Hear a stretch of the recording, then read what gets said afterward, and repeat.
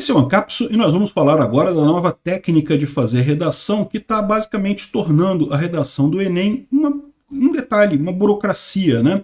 Isso daí não é nenhuma novidade, tá, gente? Sempre teve esse tipo de receita de bolo para fazer redação. Mas o pessoal aqui está apavorado porque diz que isso virou o padrão. E realmente é um modelo de redação que não quer dizer que a pessoa seja burra por usar esse modelo de redação. Mas, na prática, não avalia corretamente a capacidade do aluno, né? É o que eu falo para vocês. No final das contas, esse negócio de teste, de avaliação, isso é sempre subjetivo, isso é sempre uma coisa frágil. Nunca é um negócio realmente que consiga avaliar de verdade no final das contas, né? O problema dessa história toda, a avaliação real que você tem, a única avaliação que você pode ter de fato é o mercado. Quando você começa a trabalhar, começa a vender o seu trabalho no mercado de trabalho, e aí sim você vai ter a sua avaliação correta. Esse negócio de prova, de passar em concurso, passar em prova, isso não avalia nada, avalia só a sua capacidade de fazer prova. Essa notícia foi sugerida por Brasil com Lula só ladeira abaixo e várias outras pessoas. Obrigado aí ao pessoal que sugeriu notícias lá no nosso site, no visãolibertaria.com.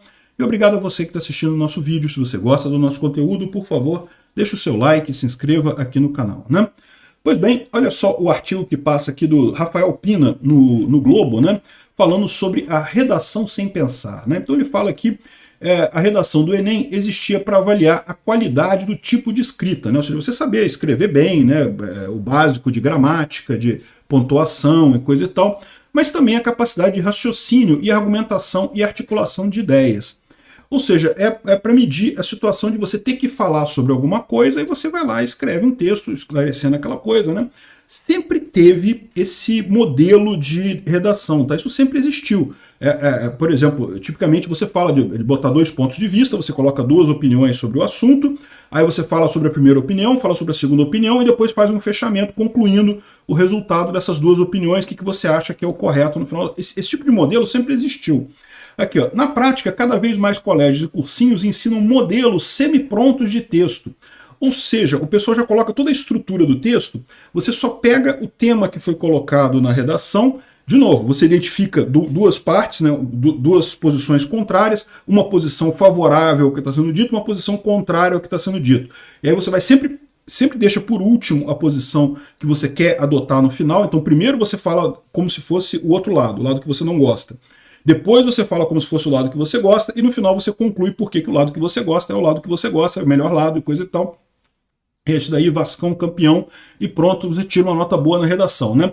Aqui, ó, na prática, cada vez mais colégios e cursinhos ensinam modelos semi-prontos de texto que encaixam em qualquer tema, proporcionando aos alunos um Frankenstein capaz de gerar notas altas com segurança e sem perda de tempo.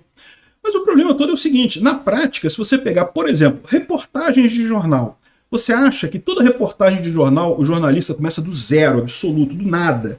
Ele na cabeça dele começa a escrever aqui, primeira letra que eu vou escrever vai ser isso. Não, ele já tem um modelo pronto que ele segue. É assim qualquer tipo de escrita. Livro, até livro de ficção. Livro de ficção, se você for ver, tem canais especializados em como você escrever um livro de ficção. E aí já tem vários modelos, você pode fazer desse tipo, várias estruturas prontas e coisa e tal. É lógico, você pode inovar, você pode começar uma coisa diferente, né, de uma forma diferente, não tem nada que impeça. Mas na prática, 99% das vezes, todo mundo que escreve ou que faz alguma coisa parte de um modelo pré-concebido, um modelo preparado. Eu, quando faço meus vídeos aqui, eu tenho um modelo, vocês já viram, né? Eu faço uma introduçãozinha do que eu vou falar, depois eu falo, agradeço ao pessoal que se inscreveu no canal e sugeriu as notícias lá no nosso site, depois eu peço para você dar o like pra gente aqui, e depois eu descrevo o assunto em mais detalhes, né? E tipicamente eu tenho, aliás, eu erro de vez em quando, mas a minha proposta é primeiro falar a coisa objetiva, descrever a notícia aqui, depois dar a minha opinião, mas eu sou muito ansioso, eu começo a dar a minha opinião antes. Eu erro muito isso, né? Eu erro o meu próprio modelo. Então, os alunos estão errados em adotar um modelo para escrever a redação do Enem? É lógico que não, todo mundo faz isso, pô. É a mesma coisa que eu acho que é um absurdo o pessoal que diz que não pode usar calculador em prova. Tem professor que acha que não, que o aluno tem que fazer conta na mão ali, porque usar calculador em prova é roubar, embute o pensamento do aluno e não sei o que lá. Embora eu acho que realmente é importante você ter alguma capacidade de fazer conta sem uma calculadora, porque existem situações em que você não tem nenhuma calculadora perto de você, você precisa fazer conta, né? Mas fora isso, eu não vejo como uma coisa, é o tipo do conhecimento mecânico, o conhecimento puramente mecânico, que não vale a pena você ter. Igual a faculdade de Direito. A faculdade de Direito eu considero uma perda de tempo, é um decoreba enorme aquilo ali. Tem alguns conceitos importantes de você entender. Jurisprudência, né, como é que funciona a doutrina, jurisprudência, como é que é o relacionamento de leis e coisa e tal. Mas as leis em si é uma coisa totalmente inútil, é um decoreba enorme aquilo ali, né? E muitas vezes inútil, porque o juiz, quando vai decidir, ignora a lei completamente, então meio que... Prova da OAB é um decoreba danado também. Se você decorar direitinho as coisas lá, as pegadinhas, tem um monte de pegadinha, mas tem que ficar atento a isso. Mas, porra, tranquilíssimo no final das contas. É o que eu falo para vocês. A única coisa que efetivamente avalia as pessoas é o mercado. Na hora que você quer se empregar, que você procura um emprego, aí que você vai ser avaliado de verdade. Está com medo de prova, com medo de vestibular, com medo de prova da OAB, meu amigo, ignora isso. Daí é só questão de mastigar aquilo ali e dar um jeito de passar, né? E aí o pessoal conclui aqui, mas será que funciona? A resposta é sim. Se bem ensaiada, a estratégia funciona muito bem até. Basta para isso perceber que boa parte das escolas, as maiores médias da redação no ranking nacional, recorrem a esse artifício, ou seja, todo mundo faz a redação, já o modelo de redação específico, né? Aqui, ó, há instituições em que alunos da terceira série do ensino médio são proibidos de escrever redações fora do modelo ensinado. Mas é isso mesmo. Por quê? Porque você está ensinando o cara a passar numa prova. Isso é errado? É errado. Por quê? Porque a prova é errada. Esse conceito do Enem como um todo é errado, né? De novo, a única coisa que avalia de verdade é o mercado. Livre mercado é o que avalia de verdade. Aqui, ó, esse método praticamente elimina os erros de português, afinal o texto é decorado. Eu não sei não, aqui eu tô achando já estranho, porque se o texto todo é decorado, né, pelo menos uma parte do texto, eu imagino, né, porque você tem que fazer alguma coisa de acordo com o tema atual, né? Existe também aquela estratégia do elefante e da minhoca. Vocês conhecem a estratégia do elefante e da minhoca, né? Você tem um texto, você sabe tudo sobre elefante, mas não sabe nada de minhoca. Aí cai no tema da redação, fale sobre minhoca. Você fala, puta que pariu, me ferrei, eu sei tudo sobre elefante, mas não sei nada de minhoca. Aí o que você faz? Você fala assim, ó, a tromba do elefante parece uma minhoca, né? Então, e por falar em elefante, aí você fala as coisas que você sabe sobre elefante, né? Ou seja, você faz uma ligação do tema da sua redação com outro tema que você domina bem e a partir daí você usa esse tema na maior parte do seu... Pode ser que esse truque que eles usem aqui também, o truque do elefante e da minhoca, né? Enfim, aqui, ó. Garante o cumprimento de todas as exigências específicas da grade de correção, além de gerar notas altas, inclusive notas 1000, não se engane, ou seja, esse Frankenstein que o pessoal usa, esse truquezinho, chega a dar nota 1000, mas o mais engraçado, o mais eles dizem aqui, é que raramente você tira notas baixas, ou seja, o que você evita com esse tipo de modelo é zerar a redação ou tirar nota muito baixa na redação que te prejudicaria no resto do Enem. Então você garante ali uma redação na faixa de 500 a 700, com sorte 800, pode tirar 1000? Pode tirar 1000, mas é difícil, tá? Mas se você garantindo ali na faixa de 500 a 700, já tá beleza. Você já tirou já é uma boa nota no Enem para redação, né?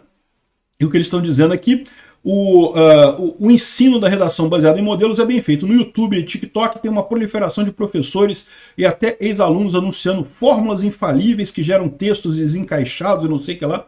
Eu não sei não, tá? Se gerassem textos desencaixados e muito ruins, o pessoal não ia conseguir passar no Enem com isso, né? Então, porque gera alguma coisa que tem alguma validade. Pode não ser o perfeito, não pode não ser o ideal, mas tem alguma validade, né? Eu acho muito curioso isso daqui, porque a gente está caminhando para um mundo em que os testes estão ficando meio que sem sentido. Vocês repararam isso? Imagina no momento que a gente tiver a Neuralink aí como uma coisa padrão, né? Vocês sabem, a Neuralink é questão de tempo, né? Pode não ser a nossa geração, pode não ser a geração dos nossos filhos, mas sei lá, os nossos netos ou bisnetos, vai estar todo mundo com o Neuralink na cabeça, já ligado na internet diretamente. Como é que você faz prova nessa situação, né? Como é que você prova alguém? Como é que você distingue a pessoa que sabe fazer bem uma coisa da pessoa que sabe fazer mal uma coisa, né? Enfim, esse conceito todo de provas, de teste, é um conceito meio... Só o mercado testa, a verdade é essa. Esses testes assim, pode servir para uma aplicação específica, para alguma coisa, mas na prática não ajuda muita coisa. Só o mercado testa de verdade, né? Aqui, ó, é um trabalho sofisticado que ensina a escrever, pensar, criticar, analisar o argumento, é louvável e possível. Mas depende de tempo, de ótimos professores e alunos dedicados. Quantos estão dispostos em condições a isso? É o que eu falo para vocês, se você é um bom aluno, se você realmente tem um pensamento crítico, se você escreve bem, não se preocupe. Ah, mas na prova o Zezinho, que não fez porra nenhuma, vai tirar uma nota melhor do que a minha. Não interessa, meu amigo. O que vai fazer diferença no final das contas é mercado de trabalho. Aí que vai fazer a diferença realmente, né? Enfim, essa é a situação. O pessoal está chateado com isso daqui. Eu fico me perguntando mesmo, qual que será o futuro da prova? Tem futuro isso? Exercício, por exemplo. Hoje em dia você já fazer exercício, tanta gente usa inteligência artificial que será que vale a pena mesmo fazer dever de casa hoje em dia, né? Tem lógica isso? Ah, mas tem que escrever para garantir que não vai usar inteligência artificial. A pessoa usa inteligência artificial e depois copia o texto. Ou seja, meio que, sinceramente, é um desafio. Não vou dizer que não seja um desafio, não. Ensinar está ficando um desafio cada vez maior, mas a minha visão é que a coisa tem que partir mais para meta-educação, né? Ensinar a pessoa a aprender, né? Mais do que ensinar o assunto em si, porque o assunto em si você aprende na internet, se for o caso. A questão é ensinar a pessoa a conseguir fazer a pesquisa, a procurar fontes adequadas, a procurar coisas, né, ter o pensamento crítico sobre o que está vendo ali. Isso é que realmente é um desafio atual, né? Obrigado por assistir o vídeo até o final. Além de curtir, compartilhar e se inscrever no canal, considere se tornar patrocinador com valores a partir de R$ 1,99. Clique no botão Seja Membro abaixo para saber as condições e vantagens de patrocinar o canal. Mais informações sobre o nosso projeto, visite nossos sites indicados na tela.